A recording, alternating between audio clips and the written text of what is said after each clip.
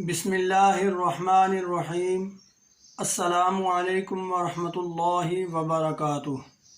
حکیم حافظ ذوالفقار احمد چوہان آپ سے مخاطب ہے۔ آج ہم کھانسی کے متعلق ہی مزید آپ سے گفتگو کریں گے۔ کل ہم نے عام ایک کھانسی جو موسمی ہے اس کے متعلق بات کی تھی۔ آج ہم اس قسم کی کھانسی کے متعلق آپ سے گفتگو کریں گے جو کہ سردی کی وجہ سے ہو جاتی ہے۔ بعض اوقات سردی لگنے کی وجہ سے یہ کھانسی کا حملہ ہوتا ہے، جسم میں تھکن ہوتی ہے، بخار کی کیفیت بھی ہو جاتی ہے اور پھیپھڑوں میں خاص طور پر انفیکشن ہو جاتا ہے۔ بعض اوقات اس طرح کی صورتحال ہوتی ہے کہ ناک سے بھی پانی بہنا شروع ہو جاتا ہے۔ یہ سردی لگنا ہوتا ہے۔ اس میں نمونیا کی بھی بعض اوقات شکایت ہو جاتی ہے۔ تو ایسی کھانسی میں ہم نے کیا غذا استعمال کرنی ہے اور کیا چیز ہم نے دوا کے طور پر استعمال کرنی ہے اور کیا احتیاطی تدابیر اختیار کرنا چاہیے، یہ آپ سے اب ہم گزارش کریں گے۔ تو سب سے پہلے میں آپ سے گزارش کرنا چاہتا ہوں کہ غذا کے طور پر اس صورتحال میں کوئی بھی ٹھنڈی چیز استعمال نہیں کرنی چاہیے۔ خاص طور پر ہمیں جو کھانے کی چیزیں ہیں وہ چنے کا شوربہ، کالے چنے، اس کا شوربہ بنا لیں، اس میں گندم کی روٹی آپ اس کے ساتھ کھا سکتے ہیں۔ اس کے علاوہ کریلے گوشت یا گوشت کا شوربہ بھی آپ استعمال کر سکتے ہیں، لیکن مرغی جو برائلر مرغی ہے اس کا شوربہ نہیں استعمال کرنا چاہیے۔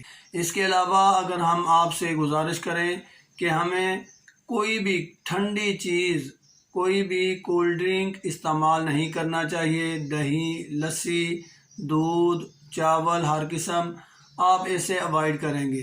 اس صورتحال میں یہ چیزیں بہت زیادہ نقصان دہ ہوتی ہیں۔ کوشش کرنا چاہیے کہ ایسی چیزوں کو استعمال نہ کیا جائے ایسی صورتحال میں جب ہمیں سردی کا احساس ہو، سردی لگ گئی ہو اور سردی کی کھانسی لگ گئی ہو۔ دوسرا جو ہم دعا کے طور پر چیز استعمال کریں گے وہ دار چینی کا کعوہ بنا لیں، پانی کے طور پر آپ وہی استعمال کریں۔ اس کی صورتحال یہ ہوگی کہ اگر 2 لیٹر پانی ہے تو آپ 1 انچ کے برابر دار چینی اس میں ڈالیں، ایک دفعہ اس کو بائل کریں اور اس کو رکھ دیں، اور وہی پانی آپ نے بار بار جب بھی پیاس لگے استعمال کرنا ہے۔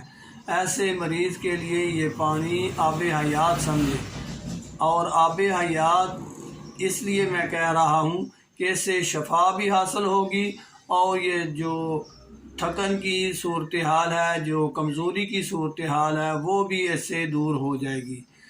تو دوا کے طور پر میں نے آپ سے دار چینی کا ذکر کیا، اس کا کعوہ بنا لیں۔ اگر آپ اس کا پاؤڈر بنا کر استعمال کریں 1 چمچ کا چوتھا حصہ تو وہ بھی بہتر ہے، وہ بھی صبح دوپہر شام آپ استعمال کر سکتے ہیں اگر اس قسم کی کھانسی کا آپ کو سامنا ہے۔ یہ کھانسی خاص طور پر جو زکام اور چھاتی کے انفیکشن کے بعد شروع ہوتی ہے، یہ بندے کو بہت زیادہ کمزور کرنا شروع کر دیتی ہے، اس لیے اس کا جلد ہی کوئی سد باب کر لینا چاہیے اور اس کا علاج کر لینا چاہیے۔